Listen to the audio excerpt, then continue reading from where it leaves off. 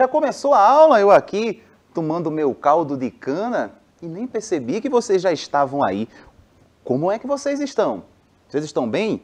Bom, eu acho que já deu para perceber que nós iremos falar sobre um assunto hoje que envolve ela. Pois é, eu sou o professor Givanilson Soares e hoje, na aula para as turmas do 5º ano, nós iremos falar sobre a sociedade açucareira. Sociedade açucareira, e o que é que tem a ver? Olha aqui, o que é que tem a ver essa cana com a sociedade açucareira?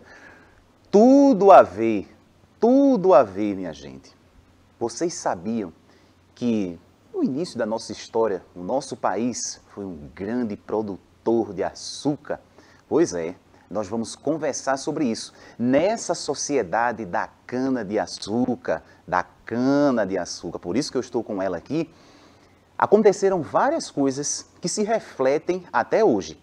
Algumas mudaram, outras deveriam ter mudado, mas infelizmente ainda não mudaram. Enfim, eu vou explicar toda essa história para vocês na aula de hoje. Nossa aula que vai falar sobre essa sociedade, a sociedade do açúcar.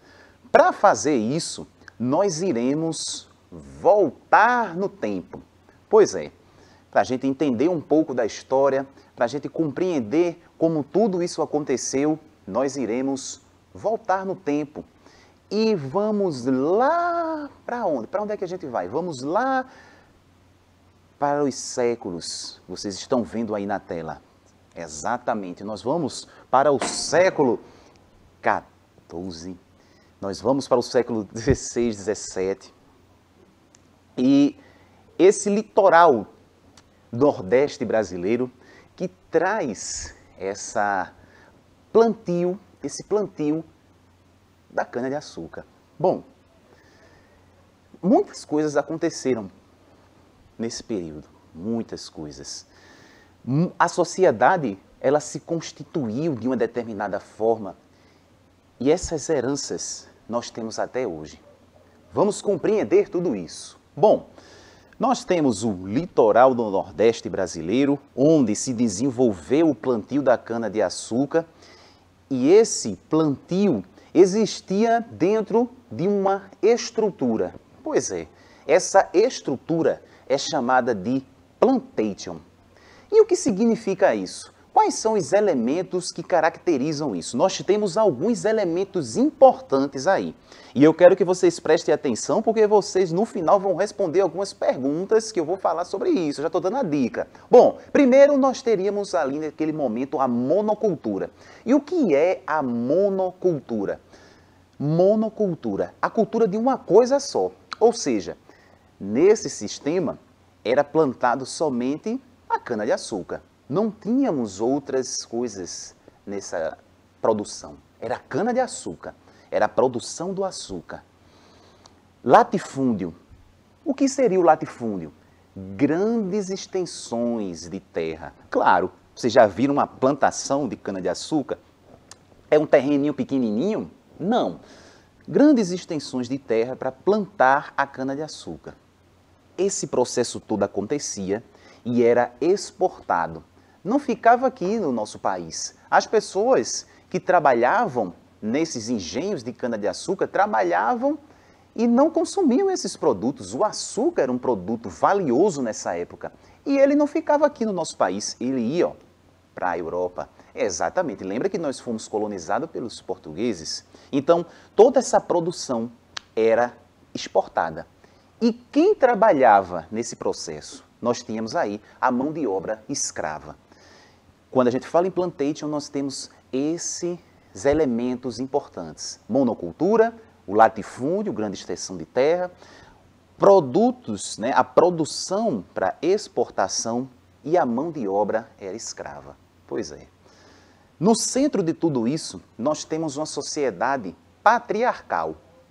O que seria sociedade patriarcal? Quando eu falo sociedade patriarcal, e aí? Bom, era aquela sociedade onde a figura do homem, no caso, o senhor de engenho, comandava. A mulher não tinha muito espaço dentro dessa sociedade, não tinha muitos direitos. Direitos que nós conhecemos hoje, que foram conseguidos através de muita luta. nesse período nós não tínhamos a sociedade patriarcal, nós tínhamos essa característica machista. O homem estava à frente de todo o contexto social. E aí, quando a gente pensa no engenho, nós tínhamos o senhor de engenho. São poucas pessoas que detinham o poder, que detinham grandes propriedades de terra. Então, a sociedade funcionava dessa forma, a sociedade patriarcal. O homem ali no centro, tomando a frente das posições. Posições, quando eu falo posição social, na política, no trabalho, enfim. A mulher era colocada sempre aí como um ser, vamos dizer assim, meio que inferior, ficava em segundo plano, não tinha muitos direitos dentro dessa sociedade patriarcal. Além disso, nós temos uma sociedade escravista, ou seja, trabalho escravo. As pessoas não recebiam salário para trabalhar. Nós tínhamos a sociedade escravista. E aí, quando nós pensamos nessa sociedade escravista, é isso mesmo que vocês estão aí. Isso, exatamente. Nós estamos pensando nos povos escravizados.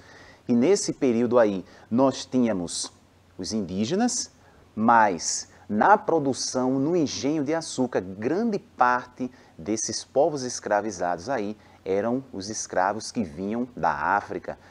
Pois é, a população africana que aqui no país, nosso país chegou. Sociedade escravista. Esse período aí nós tínhamos esse tipo de sociedade. E aí, quem vai estar presente, né? Quais são os grupos sociais principais que vão formar essa sociedade do açúcar no Brasil colonial? Nós temos os senhores de engenho, nós temos os homens livres, e a gente pensar que são poucos, e nós temos os povos escravizados. Então, essa sociedade era dividida dentro desses grupos, os senhores de engenho, os homens livres, e a gente vai falar sobre eles de maneira isolada.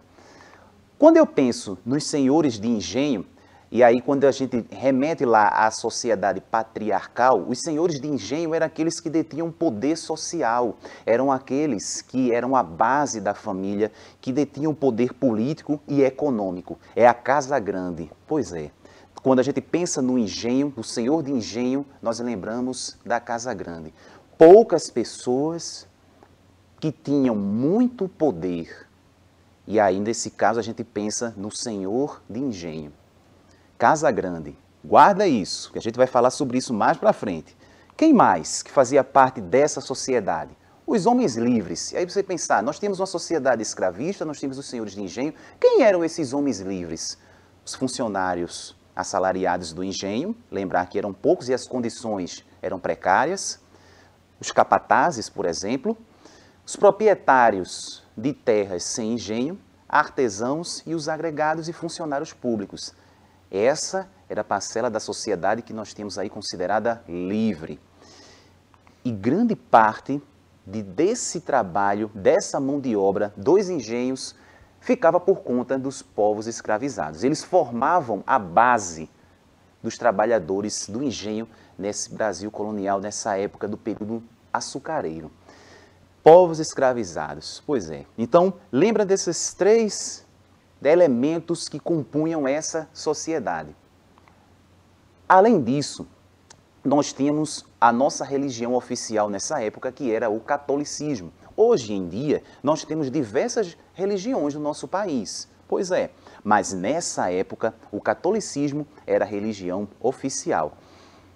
Pois é, as liberdades religiosas, as outras religiões, principalmente aquelas de matrizes africanas, nessa época aí, não eram mal vistas. Pois é, a gente vai falar sobre isso também. Mas tem um pequeno detalhe. Apesar de todo o poder da igreja, apesar de ser uma religião oficial, nós tínhamos aí a igreja submetida ao Estado.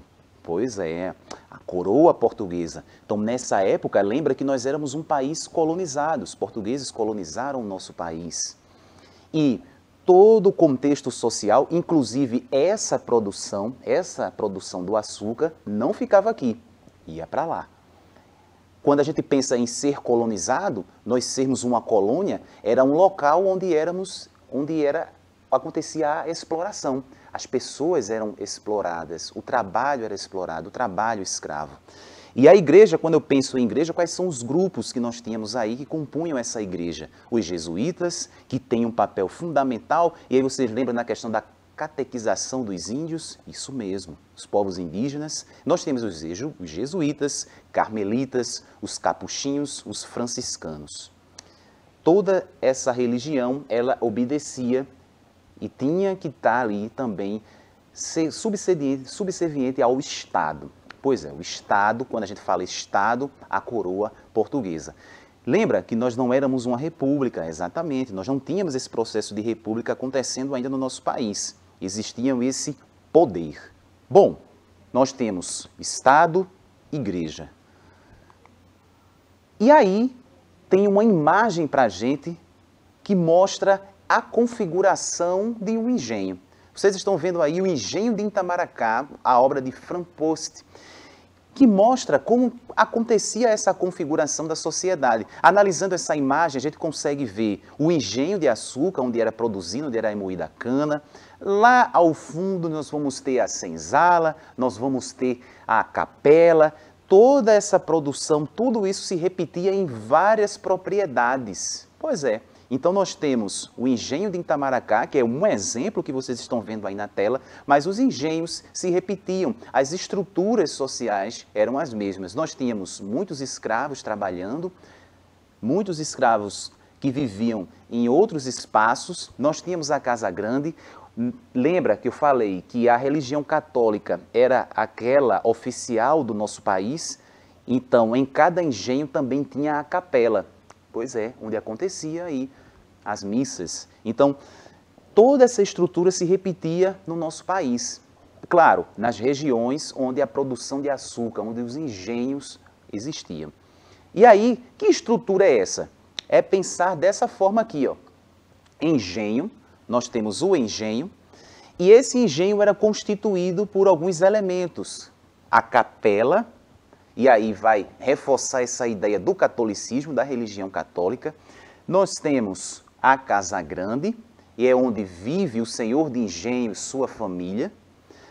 Nós temos a senzala, e a senzala é onde ficavam os escravos, eram grandes alojamentos com condições muito precárias, onde os escravos ficavam. E nós temos a fábrica de açúcar, que era o local onde esse açúcar é produzido. Nós temos o plantio, mas ele era produzido, ele era refinado aí nesse espaço, ele era trabalhado, a cana-de-açúcar transformada nessa fábrica que ficava dentro do engenho. Todo esse trabalho era realizado pelos povos escravizados. Trabalho manual, de colheita, de produção, e ali na frente, comandando tudo isso, dentro dessa sociedade patriarcal, nós temos lá o senhor de engenho. Bom, é importante a gente pensar, quando a gente fala nessa questão do açúcar, que é o seguinte: por ser um produto de clima tropical, o açúcar alcançava grande valor comercial na Europa. Lembra que ele era exportado? Onde o clima mais frio tornava-o raro e muito valorizado. Então lá não tinha um clima propício para plantar. Então ele era plantado no clima tropical.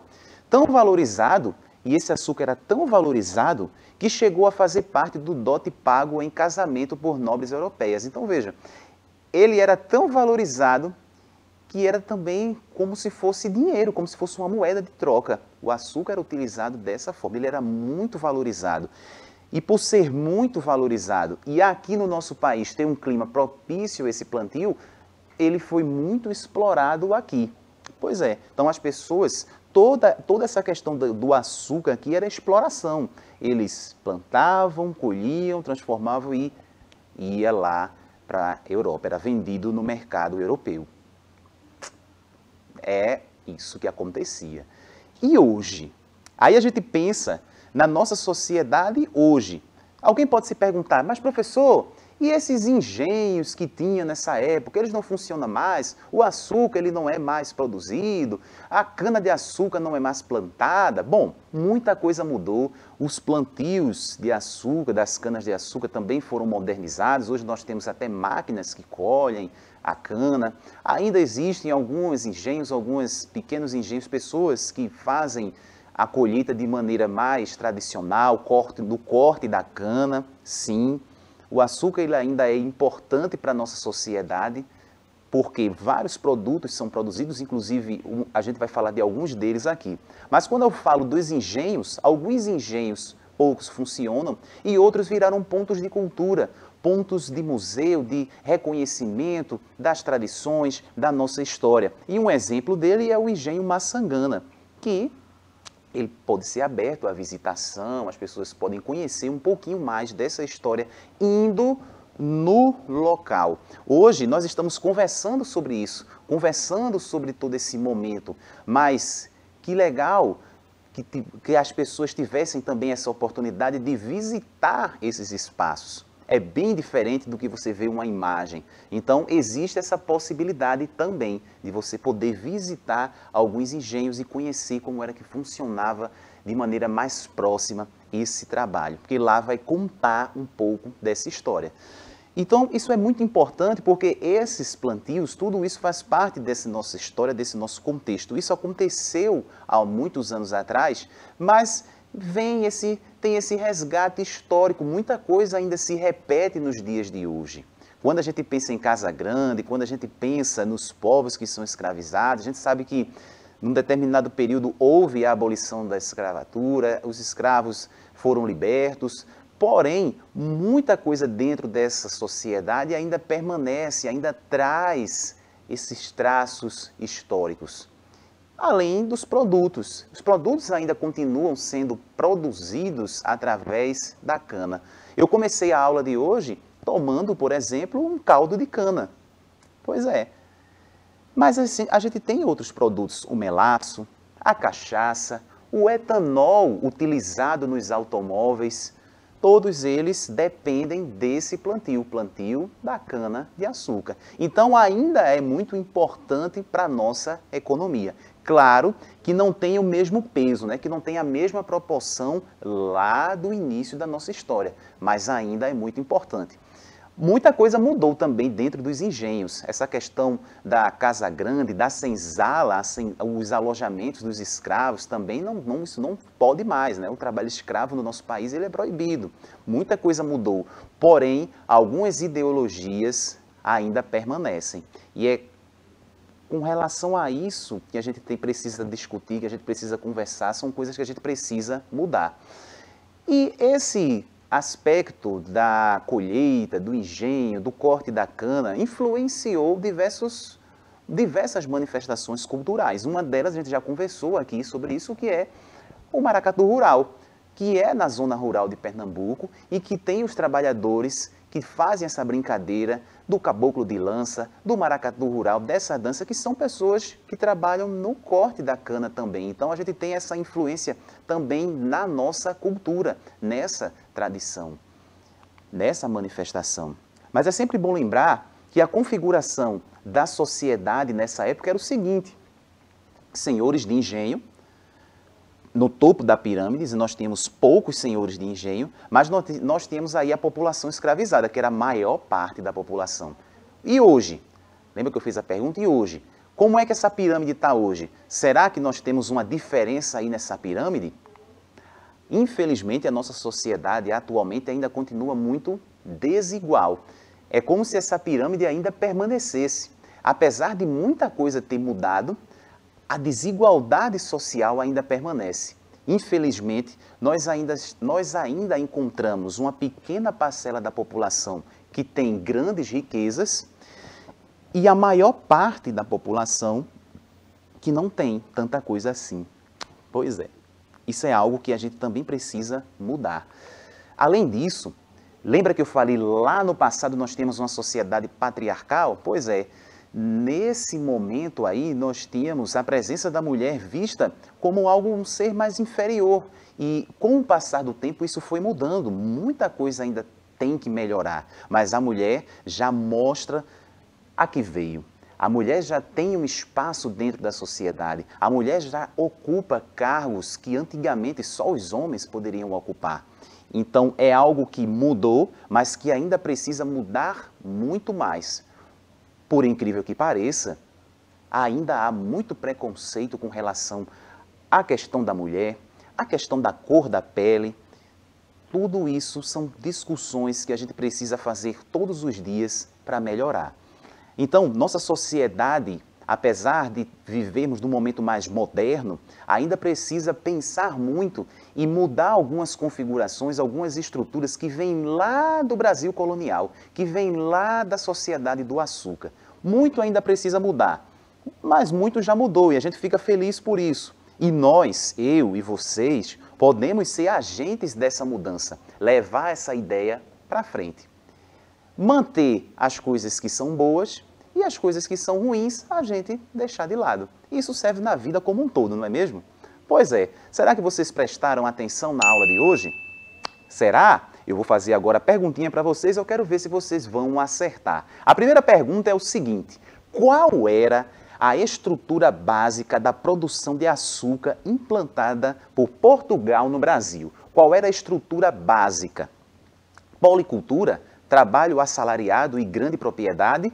Ou era monocultura, trabalho escravo e grande propriedade? Bom, vou dar uma dica, ó. Grande propriedade, tá beleza, né? A gente tá vendo aí nas duas alternativas. Mas nessa época, o trabalho era assalariado, as pessoas recebiam por isso ou era o trabalho escravo? A gente falou sobre isso, exatamente, trabalho escravo. Era policultura, plantava várias coisas? Não, era monocultura, plantava-se o açúcar. Essa era a produção principal. Alguém pode estar se perguntando, mas professor, não plantava outras coisas não? Sim, mas não a nível de exportação. As pessoas plantavam para sobreviver.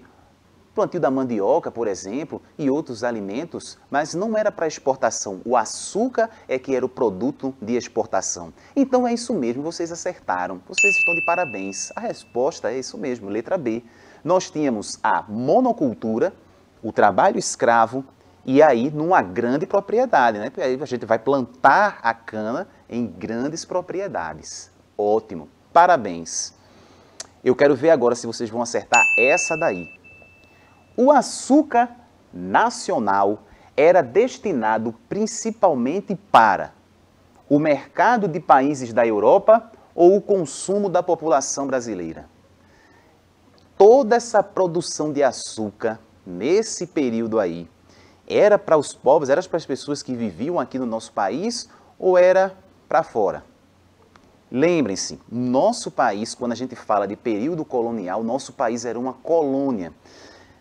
O que significa isso? Nós tínhamos Portugal, coroa portuguesa, que extraía, né, que explorava a colônia. Então, toda a riqueza que era produzida aqui no nosso país, que era extraída aqui, ia para fora.